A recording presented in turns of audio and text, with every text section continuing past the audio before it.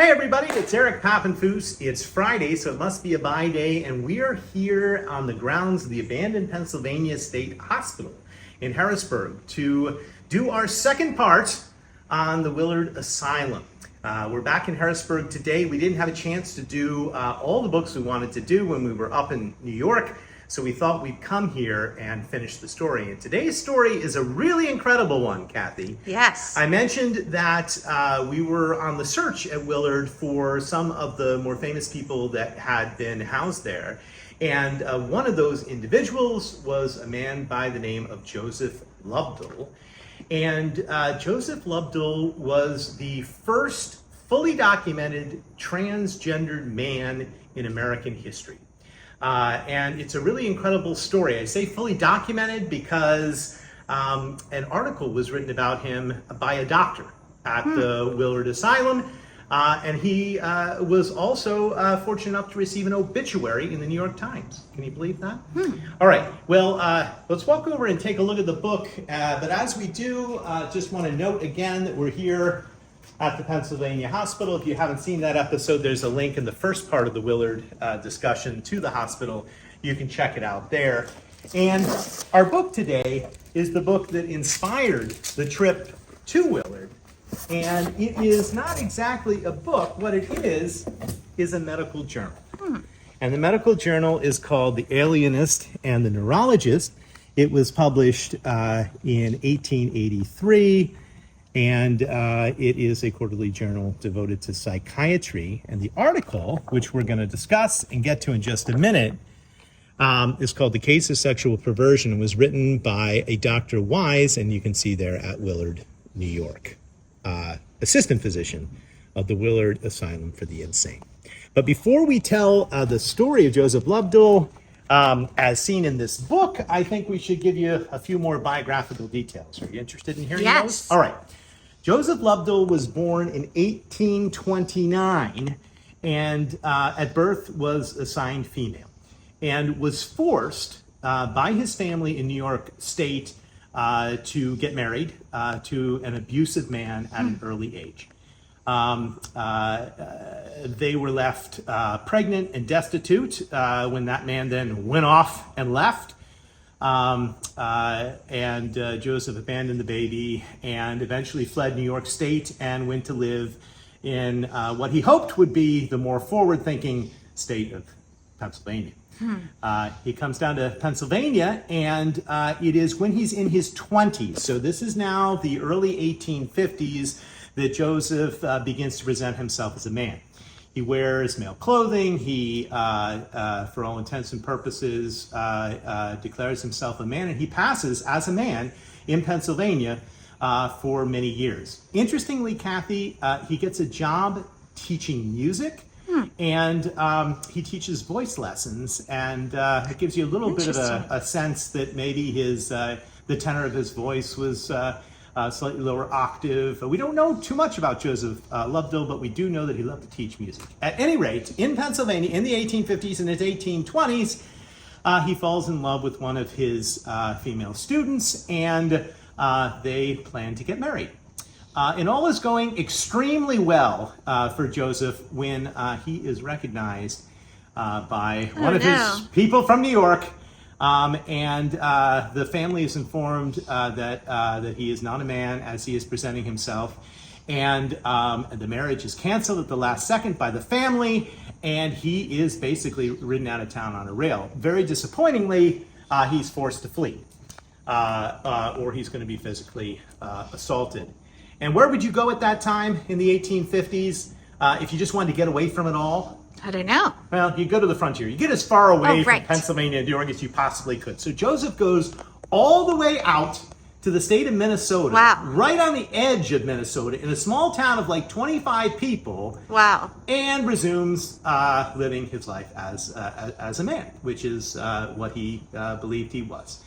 And in this small town, he lives very successfully for a time, and he's a good hunter, and he's able to fend for himself and get work for himself, and all is going perfectly well until once again he is discovered and he is thrown in jail on the charges, Kathy, of impersonating a man. Wow. Did you even know that was a charge? I did not. It was apparently a charge. Now, in the town of 25, the minister is also the town judge. Oh, no. And what do you think the minister decides to do to Joseph? Not good. Well, I tricked you, because actually it is pretty good, and it's an amazing court case, the records of which are still in Minnesota. Wow. This conservative minister in this town of 25, first of all, Joseph pleads not guilty. Why? Because Joseph believes he's a man. He is not impersonating a man, he is a man. And the minister rules he's not guilty, and there's no crime. And there should never be such a crime, and Joseph is freed from jail. Now, you think it would be a happy ending. A little bit of a caveat: he still can't exist in the town because the townsfolk won't accept the ruling. So where does he go? He goes back to Pennsylvania. In Pennsylvania, it's now the early 1860s. Joseph gets word that his former spouse has been killed in the Civil War. Oh, no. And gets a pension. So that's actually a pretty good outcome. And Joseph decides to marry in 1862 the love of his life, who is a woman by the name of Louise Perry. And this marriage, which is documented in American history, is the first documented case of same-sex marriage that we can find anywhere in the historical record. Did the magistrate that married them know?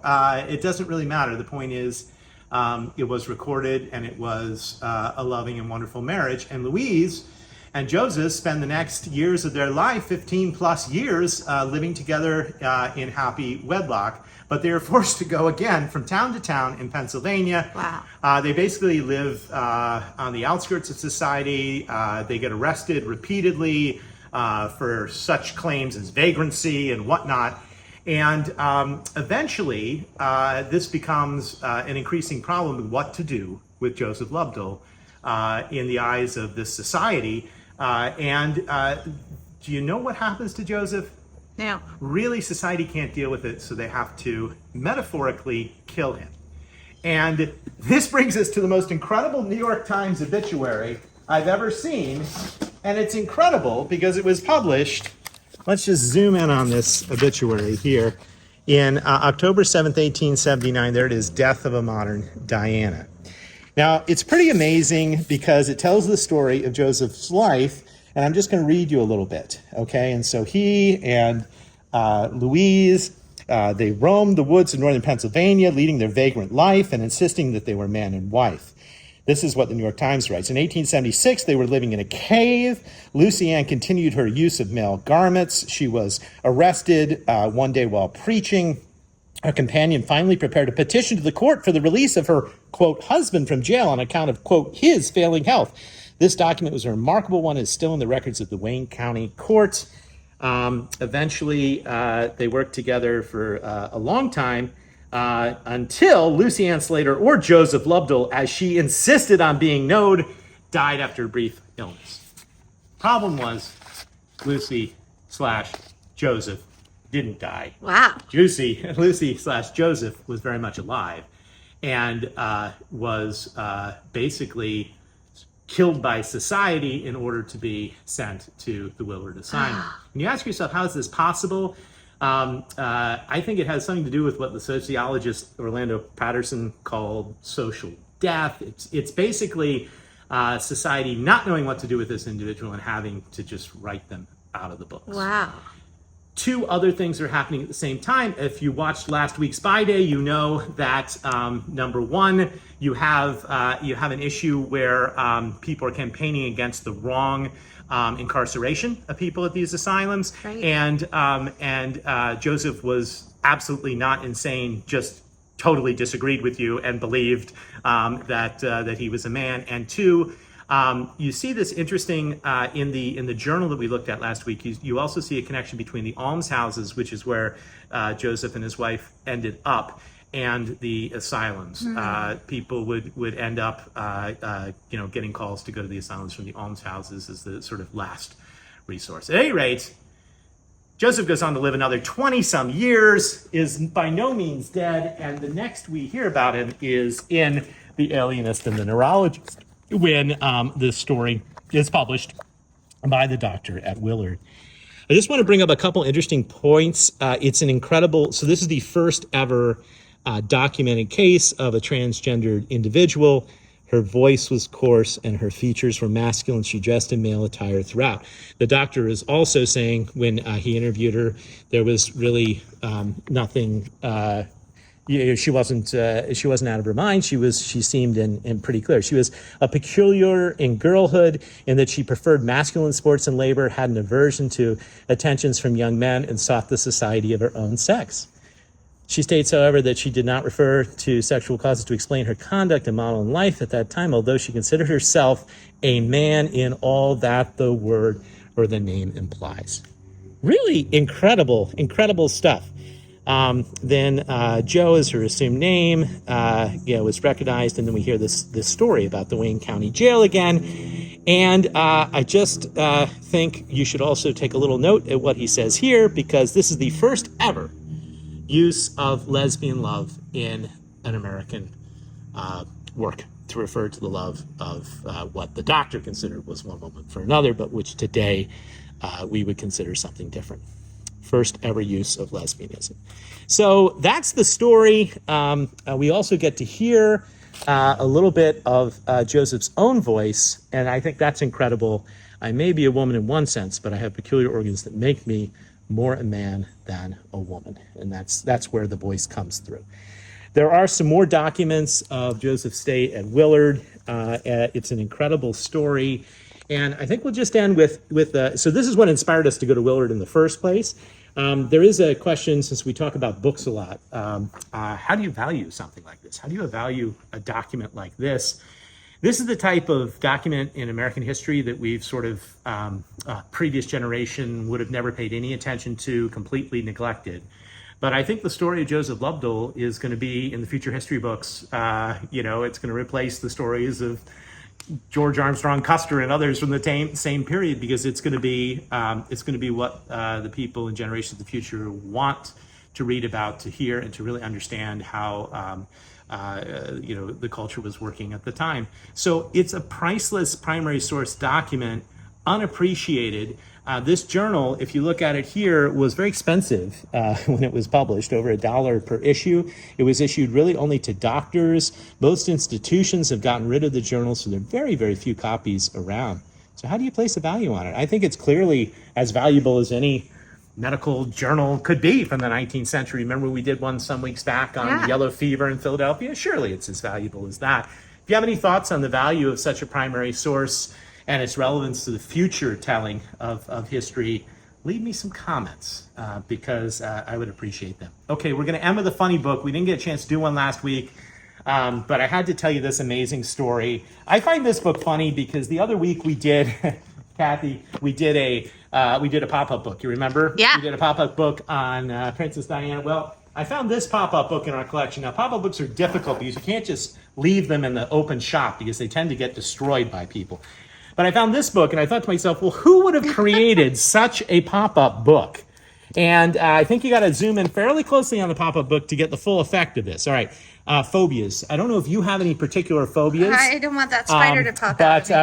But that's called arachnophobia, and we'll get to arachnophobia. But some people are afraid of going to the dentist. Oh. Whoa! Some people are indeed afraid of spiders. Whoa! Some people are afraid of heights. Can you imagine being up there in a building? And some people, I think, are particularly afraid of clowns.